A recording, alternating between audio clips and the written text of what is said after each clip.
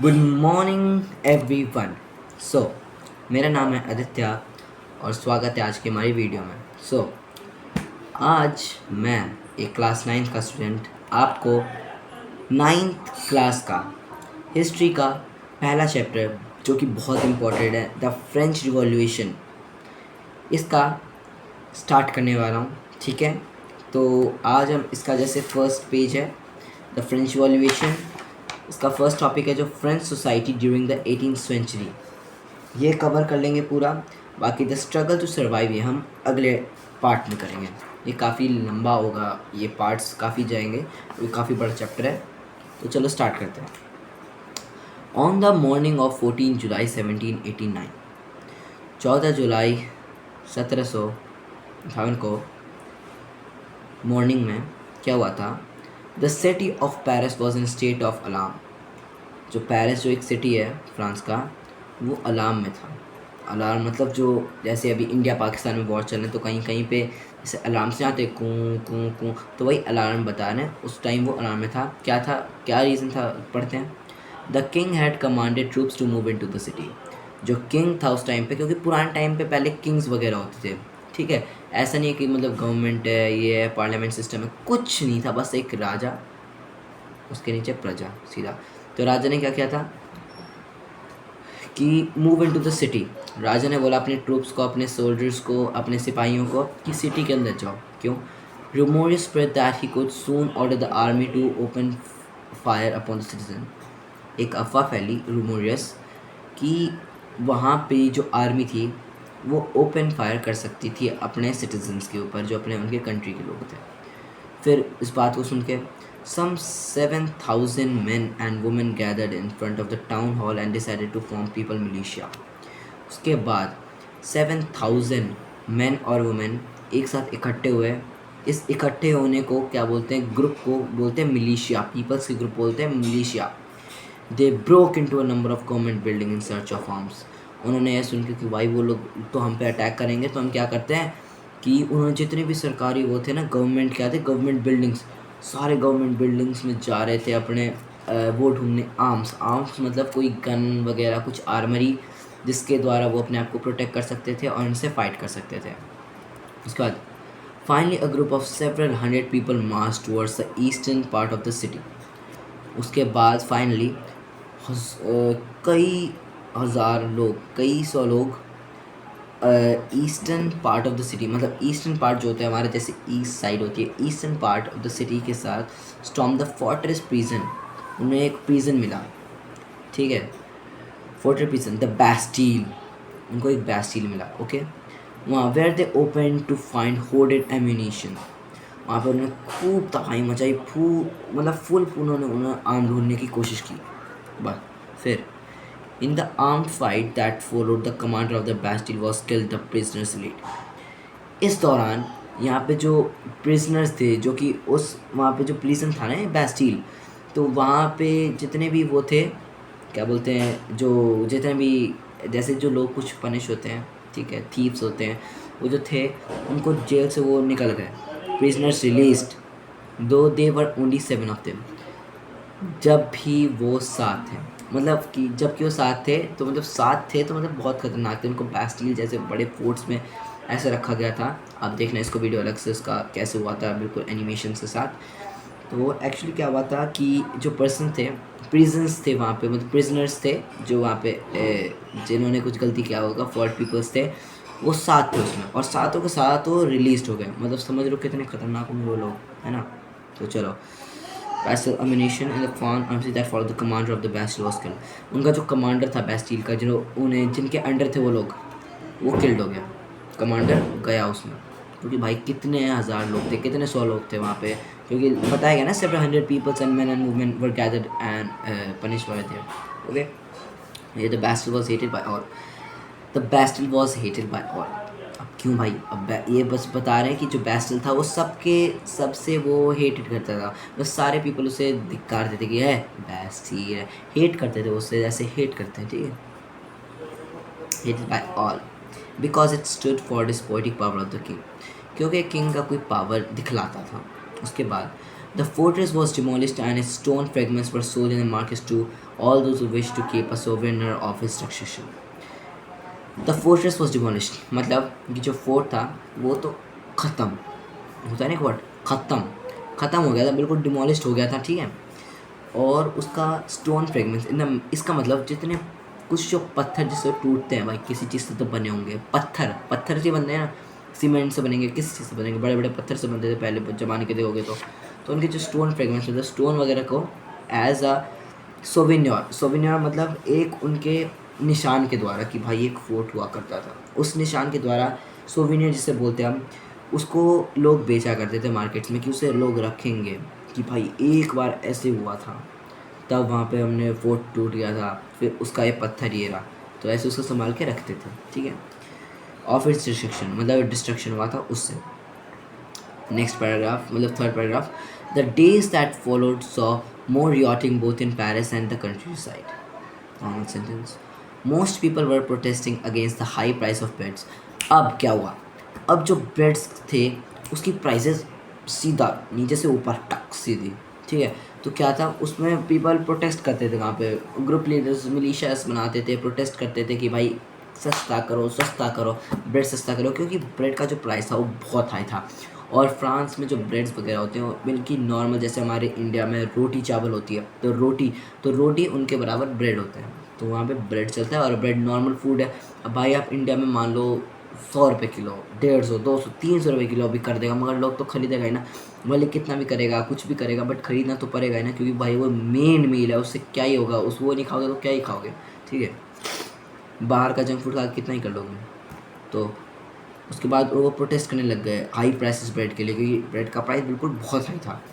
Much later when historians look back upon this time they saw it as the beginning of the chain of events that ultimately leads to execution of the king in France. फिर जब historians आए उस time पे, historians मतलब जो पुराने लोग होते हैं उसके जानकार वगैरह होते हैं, they saw it the beginning of the chain of events, उन्होंने सोचा कि कुछ beginning of chain of events होगा जो कि इस बार तो एक्सिक्यूशन ऑफ द फ्रांस करेगा, इस बार तो कुछ होगा, उन्होंने सोचा। Though most people at that time did not anticipate in this outcome, how and why this happened. तो चलो अब इसे नेक्स्ट पेज पे देखते हैं। अब आता है हमारा topic French society during the late 18th century, ठीक है। अब यहाँ पे एक डायग्राम दिया होगा, ये साइड में एक डायग्राम, ये बहुत इम्पोर्टेंट डायग्राम है, इसी के बेस पे ये पूरा चैप्टर का निचोड़ है, ठीक है। तो इस डायग्राम को चार्ट करना क्या है, first state clergy, second state nobility, third state big businessman, merchants, court, lawyers, peasants, artisans, small peasants, landless, ठीक है। क्लर्गी होते हैं रिच क्लास, नॉबिलिटी उस रिच क्लास थोड़े कम, फिर थर्ड में जो होता है वो थोड़े नीचे हो जाते हैं, कम पैसे वाले होते हैं। इस चैप्टर आप मैं पढ़वाऊँगा आपको इस चैप्टर को ना, तो अब मैं बताऊँगा इसमें क्या हुआ था भाई साहब, ये चैप्टर में इसी का ये जड़ है इस चैप्टर में, ठीक है। So in 1774 Louis 16 of the Bourbon family of king extended the throne of France. 1774 में लुई 16 उस किंग का नाम था, the Bourbon family of kings, उस किंग का जो फैमिली था उसका नाम था बर्बन फैमिली। बर्बन के तो बिस्किट्स भी आते हैं, हमने खाए होंगे, जिसके अंदर चॉकलेट्स और ऊपर से शुगर होते हैं, अरे पुराने ज़माने के हम खाए बहुत खाए। So he was 20 years old, वो 20 साल का था, and married to an Austrian princess Marie Antoinette. इस लाइन को अंडरलाइन कर लो, बहुत इंपॉर्टेंट है कि वो 20 years का था और उसने ऑस्ट्रियन प्रिंसेस मैरी एंटोनी से मतलब मैरिड किया था। Upon his succession the new king found an empty treasure, जैसे वो बना हुआ उसने देखा अरे एम्प्टी ट्रेजर से ये क्या हुआ। Long years of war had drained the financial resources of the France.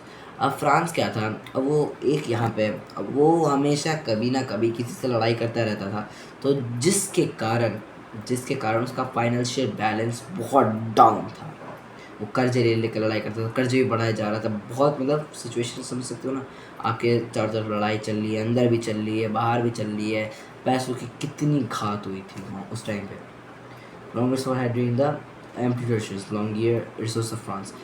Added to this war was the cost of maintaining an extravagant court at the immense palace of Versailles.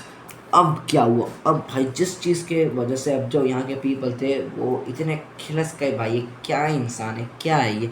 क्या हुआ था कि वो बंदा, चारों तरफ लड़ाई चल रही है, अंदर भी चल रही है बाहर भी चल रही है, उस बंदे ने इस चीज़ को न ध्यान में रखते हुए अपने एक पैलेस, बहुत बड़ा इमेंस पैलेस और वर्सैलीज, ठीक है उसके पैलेस का नाम था, तो उसको एक मेंटेनिंग हाई, मतलब बहुत मेंटेन करके, ये टाइल लगवा, ये पत्थर लगवा, ये शीशे, ये सोने से, मतलब समझ सकते हो ना, बहुत मतलब उसे एक्स्ट्रा लेवल पर उसको मेंटेन कर रखता था। Under the 16 France help the 13 American colonies to gain their independence. अब उसका लड़ाई चल रही है, उसके बाद साथ में अंडर लुई 16 जो था उसने 13 अमेरिकन कॉलोनीज, समझ सकते हो ना, अमेरिकन के 13 कॉलोनीज़ को इंडिपेंडेंस दिलाने में common enemy from the common enemy Britain जो उसका कॉमन एनिमी था, उससे उसने जिताने में उसकी मदद की। The war added more than 2 billion liveries to a debt that had already risen to more than 2 billion liveries.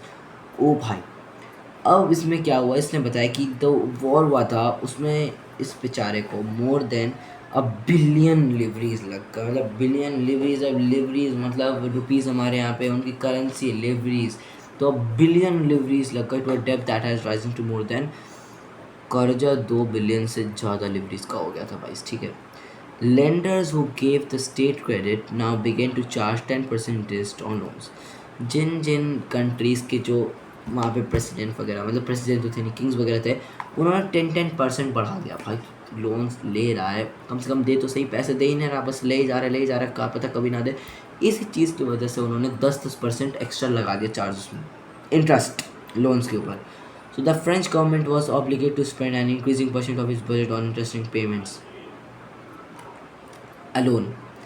अब भाई ये फ्रांस के ना अलग ही होते हैं किस्से, ये बंदे उस टाइम पे इनकी बहुत तगड़ी वाली फाइनेंशियल बैलेंस ख़राब थी, बहुत ज़्यादा तगड़ी। तो इसमें क्या बता रहे हैं कि जो फ्रेंच गवर्नमेंट थी ना वो obliged to spend increasing percent, मतलब उन्होंने शर्म ना आ रही इनको कि इतने पैसे खर्च कर रहे हैं, इतने बिलियन लाइब्रेरीज, 2 बिलियन लाइब्रेरीज, आप समझ सकते हैं 2 बिलियन रुपीज़ हमारे इंडिया में कितना हो सकता है, तो लिवरीज क्या होगा, तो उनके लिए 2 बिलियन लिवरीज का उन्होंने कर्जा लिया था, ठीक है। So the French now charge 10% हो गया। French government was obliged to spend an increasing percent of its budget. Obligate, ये वर्ड बहुत इंपॉर्टेंट है, इसको अंडरस्टैंड करना। Obligate to spend an increasing percent of, ये क्या है, हाँ ठीक है। अब लिवरीज का होता है unit of currency in France, clergy group of persons people type, अभी और पढ़ेंगे, ये मीनिंग था उसका। To meet its regular expenses such as the cost of maintaining an army, running government offices or universities, the state was forced to increase taxes. अब सुनो, अब इसने क्या बोला कि अब उसके रेगुलर एक्सपेंसेस है, नॉर्मल एक्सपेंसेस है, जो कि कॉस्ट ऑफ मेंटेनिंग आर्मी को मेंटेन करने के लिए खाना पीना, उनके लिए ड्रेसेस, उनके लिए आर्मरीज जिससे वो फाइट करेंगे, वो कोर्ट को मेंटेन करने के लिए, गवर्नमेंट का ऑफिस को रन करने के लिए, यूनिवर्सिटीज़ को, स्टेट वॉज फोर्स, वहाँ पे जो पर्सन थे उन पर फोर्स किया गया टैक्स बढ़ाने पे, टैक्स बढ़ जाता। अब इसमें टैक्स किस पे जाता था ये सुनो, ये बाद में सुनना भी आएगा, तब सुनना भी अचानक से करूँगा, इंटरेस्ट कहाँ आएगा फिर, ठीक है। Yet even this measure could not have sufficient, ठीक है। French society in the 18th century was divided into 3 state. अब बताएगा कि फ्रेंच सोसाइटी थी वो 3 स्टेट्स में डिवाइडेड थी, जो कि मैंने आपको डायग्राम जो स्टार्टिंग में दिखाया था वही है। पहले the first state and only members of the third state page tax है, ये देखो इसलिए खिलस रखे थे वहाँ के लोग जो नॉर्मल्स थे, जो थर्ड स्टेट है ना डायग्राम में दे रहे हैं, big business and merchants, courts, official, lawyers, peace and smart sense, small peasants, landless labour, servants, उनको ही खाली टैक्स को पे करना था जो थर्ड स्टेट में थे। अब ये नोबिलिटी क्या थी, नोबिलिटी मैं आपको गलती से बोल दिया था, बट इसमें जो क्रिश्चियंस लोग थे ना, वहाँ पे क्रिश्चियंस होती थी, वो सोसाइटी थी है, ठीक है। तो society of states was part of a feudal system that dated back to the middle ages. The term old regime is usually used to describe the society and institution of France before 1789. Okay. Figure 2 shows how the system of states in France society was organized. अब figure 2 क्या है, और society of states जो मैंने आपको बता दिया वही, देखा मैं आपसे पहले ही बता देता हूँ, अब बता रहे हैं बुक्स वाले, क्योंकि मैंने एक और पढ़ रखा ना इसीलिए। Peasants made up about 90% of their population. जो 90% of population थे वो peasants थे. However, only a small or number of them owned the land they cultivated. उसमें से खाली बहुत कम लोग थे जिनके पास खुद का लैंड होता था. About 60% of the land was owned by nobles. अब जो 60% ऑफ द लैंड था उस कंट्री का वो था नोबल्स के पास. The church and other members of the third state. कुछ 60% पीपल उसमें से 90% में जो थे उसमें 60 पीपल में से कुछ के पास जो था, जैसे बिग बिजनेसमैन भी है थर्ड स्टेट में, कोर्ट है, कोर्ट ऑफिशियल्स है, लॉयर्स है. तो इनमें थर्ड स्टेट में भी जो इसमें हाई क्लास होते थे, जो जो थोड़े मतलब अमीर होते थे ज़्यादा, उनके पास ही खाली ज़मीन था, चर्च के पास था. ठीक है. The members of the first two states, that is clergy and nobility, enjoyed certain privileges by the birth. अब जो क्लर्जीज और प्रिविलेजेस मतलब क्लर्जी एंड नोबिलिटीज़ थे, ये जो फर्स्ट टू स्टेट्स है, ये खाली मौज काटे थे. जितना पैसा आ रहा है भाई भाड़ में जाए, बस हमें मौज काटना है, मौज काटना है, मौज काटना है. उनको भाई साहब घर के लिए अच्छा था, खाने पीने तगड़े थे, जो था मस्त था. उनको टैक्स पेने की ज़रूरत नहीं थी, बस खाते पीते जा रहे थे, खाते पीते जा रहे थे और कुछ नहीं कर रहे थे, ना पे टैक्स कर रहे थे ना कुछ. ठीक है. The most important of these exemption of from paying tax to the state. ठीक है. The nobles further enjoyed feudal privileges. Nobles अपना आराम से फ्यूडल प्रिविलेज को मौज काटे. भाई आने दो, कोई दिक्कत नहीं, मुझे काटो. These included feudal dues which they extracted from the peasants. Peasants were obligated to render service to the lord, to work in his house and fields, to serve in the army or to participate in building roads. The church too extracted its share of taxes called tithes. Tithes क्या होता है कि a tax levied by the church command 1/10 of the agricultural. अब ये जो tits होता है, जो क्या था, चर्च ये था ना, चर्च इनका जितने भी चर्च के वहाँ थे, क्रिश्चियनिटी थी, वो 10% जो टैक्स आता था, 10% है ना, हाँ 1/10 ऑफ द एग्रीकल्चर प्रैक्टिस जो प्रोड्यूस होता था, जिससे जो थर्ड स्टेट के बंदे जो एग्रीकल्चर के द्वारा जो अपना टैक्स पे कर रहे थे, उसका 1/10 जो था वो सीधा चर्च बोला था, इतना ले भाई, इतना दे दे, इतना है ना, इतना है तो इतना मुझे दे दे, चलो शिट. क्योंकि उनको भाई वहाँ क्रिश्चियनिटी थी, उनका धर्म था, अब हम क्या बोल सकते. From the pieces and finally all the members of the third पे हैड टू पे टैक्सेस टू द स्टेट. फिर भी भाई कुछ भी हो, भाई कोई भी ले क्या भी है, थर्ड स्टेट वालों को ही खाली टैक्स पे करना है और कुछ नहीं. These included a direct tax called taille. इसको हम बोलते हैं टेली, जो कि डायरेक्ट टैक्स मारते हैं सीधा. वन मीनिंग में भी tax to be paid directly to the state. State वाले को, स्टेट को सीधा टैक्स जा रहा है, इसको हम बोलते हैं टेली, TAILLE. ठीक है. And a number of indirect taxes which were levied on articles of everyday consumption like salt or tobacco. और इनडायरेक्ट तो टैक्सेस थे जो कि हर नॉर्मल चीज़ों पे उन्होंने डाल रखा था, जैसे कि आर्टिकल्स है, जैसे कि सॉल्ट और tobacco in the sense daily consumptions, जो डेली खाते हैं. ये टोबैको सीधा नहीं गुटखा पान मसाला वो सब नहीं है, ये सीधा टोबैको मतलब salt and tobacco, it means जो खाना वाना वो खा देते हैं. ठीक है. The burden of financing activities of the state through taxes was borne by the third state alone. तो जितना टैक्सेस था पर फैमिली को जो आता था वो सारा आता था थर्ड स्टेट के द्वारा. सो गाइस, आज हम फर्स्ट पार्ट में इतना ही करते हैं. 20 मिनट्स हो गया है, तो फर्स्ट पार्ट में इतना ही. अगले पार्ट में हम the struggle to survive cover कर लेंगे. काफ़ी छोटा टॉपिक है. और the growing middle class envisages and end to privileges, ये टॉपिक कवर कर लेंगे. सो आई होप आपको इंटरेस्ट आया होगा थोड़ा चैप्टर में. मैं नॉर्मल एक स्टूडेंट हूँ, तो मैं आपको नॉर्मल एक मतलब भाई बहन की तरह मैं आपको बता रहा हूँ. So I hope you like this video. Thank you and have a great day. Bye.